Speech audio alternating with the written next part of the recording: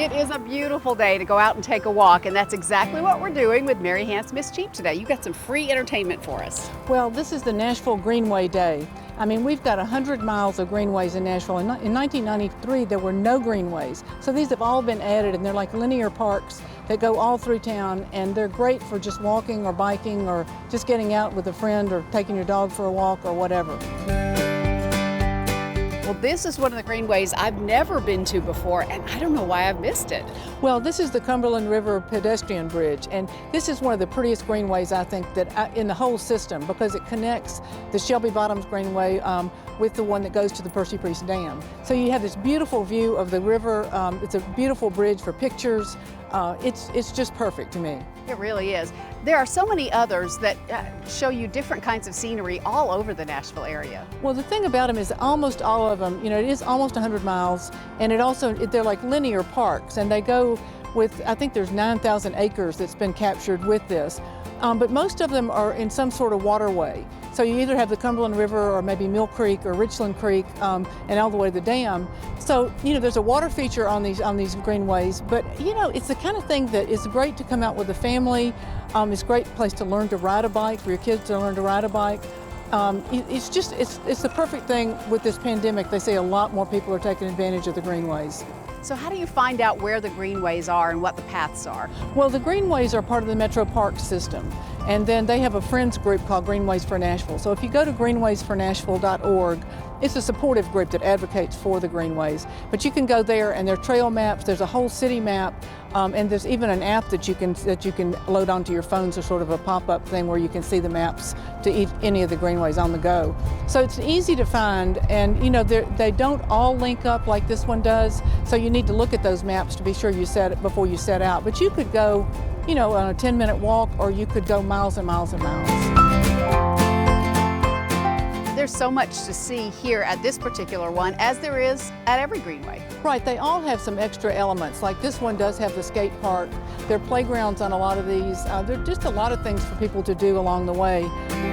At some of the greenways, you can even find public art installations like this one. Well, this is tools. This is really cool at the end of the bridge. And there were some great murals on the other side too. The art's great in these places. Another great thing about the greenways is that they're so accessible to all kinds of people. Well, they are. There's good parking at all these places, and once you get on, it's a nice wide paved path. They're great for if you're pushing a stroller or a wheelchair. They're good for all of that. They don't want any motorized vehicles on it, but otherwise, have at it. Ready for your close-up? If you go online to Greenways for Nashville, they've got a fun challenge going on right now. Right, they just kicked this off this week. It's called a Connector Challenge. And what they want you to do is to get a friend, like you and me, to go out on one of the greenways and take a selfie, tell what greenway you're on, and answer some other questions. It's all on their website. But it's a great way to just kind of, make people more aware of the greenways and have some fun with a friend too. I've got my phone. Let's you do want it. to take a selfie? Let's do it. All right. We're gonna get the water behind us. Well, I am so glad we came today. This has been so much fun. Well, it's a perfect day for it, and I think this time of year is a great time for people to check out some of the greenways that maybe are not in their neighborhood. Make it a little destination day trip. Definitely. Beautiful. And it's all free. It is free, absolutely. Thanks so much, Mary. Stay tuned.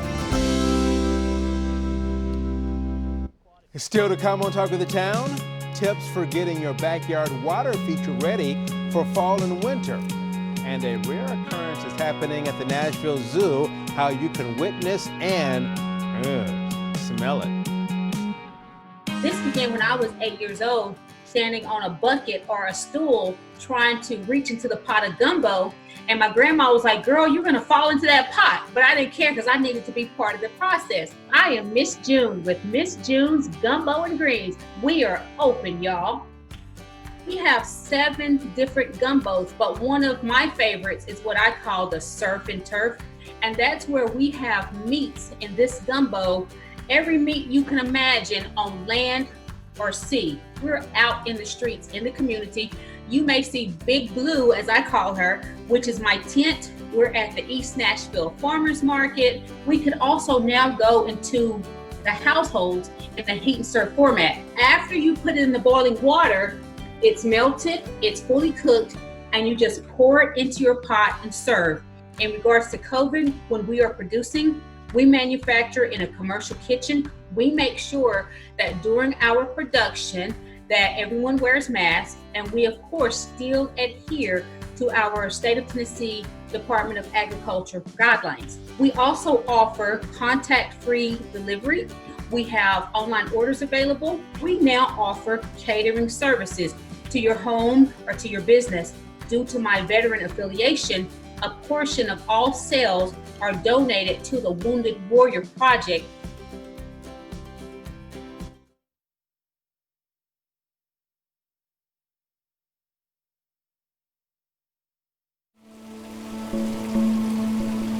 You may have noticed that the leaves are starting to fall.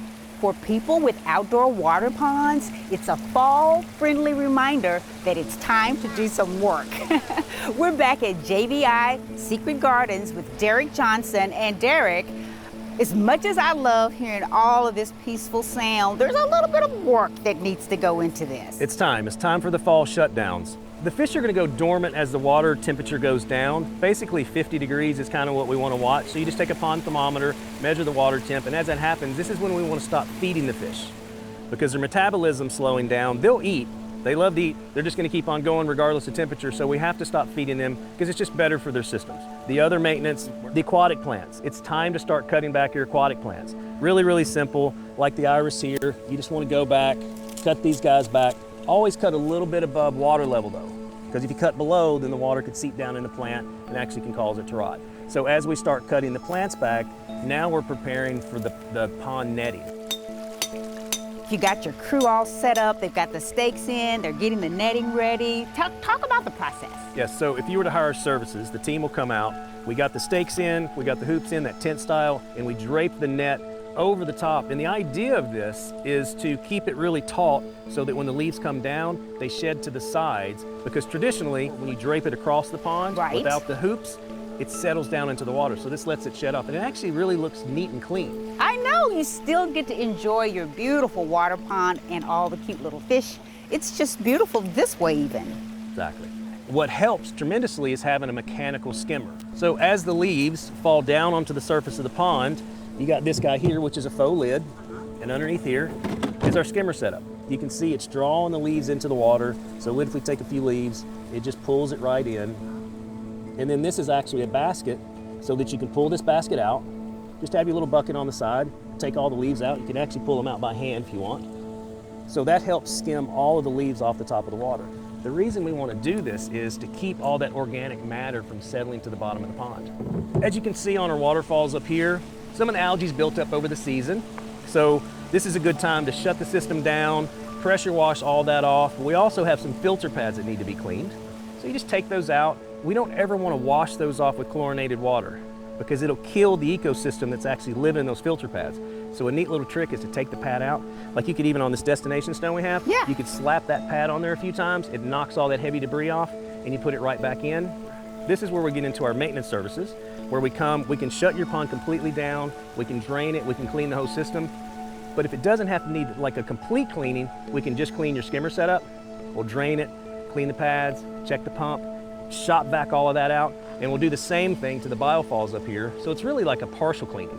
And then you're good for spring. Love it. Here in Tennessee, it gets cold, but not so cold that you have to completely turn these off. But you can have a thin layer of ice that goes across the top of the water. And as long as your waterfalls are running, it'll keep a hole in the ice. Now sometimes, if you don't have enough flow of water, aeration really, really helps with that. As you can see, we got little bubbles coming up right here. Oh yeah. And that's from just a pond aerator. The reason we want to have an open in ice is because of ammonia from the fish. Even though they go dormant, they're still producing fish waste, so we need a hole in the ice to expel that ammonia. When you put in an aerator, as you can see, I have this one just tucked on the side. So you just want to put it on a shelf, kind of basically the mid-level of the water column, so that it doesn't change the whole temperature of the pond. Always full of great, great tips. So is now, though, a good time to start, Derek? This is a great time to start. You want to get ahead of the leaves coming down, so we want to net these as soon as possible.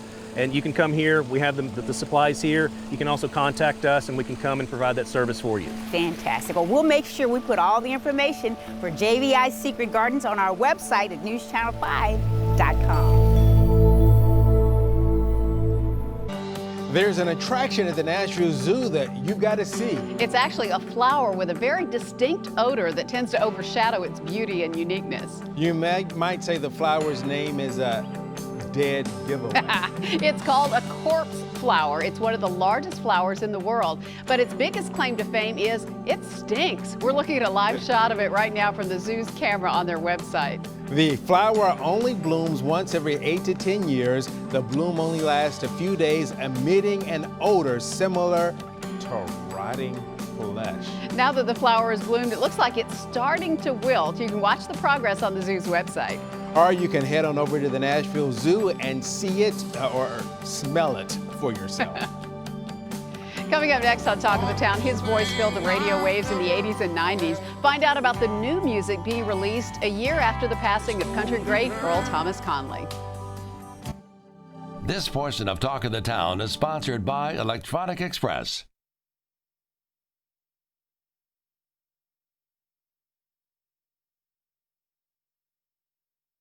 The hardest thing I've ever had to do is holding her and loving you. Oh, that was a classic. He had a smooth voice that was a favorite of country fans and on the radio in the 1980s and 90s. Earl Thomas Conley died last year at the age of 77, but now his family is releasing an album of previously unreleased songs. Erin Skates, Earl Thomas Conley's daughter, is here now to tell us more about Promised Land, the Lost Album.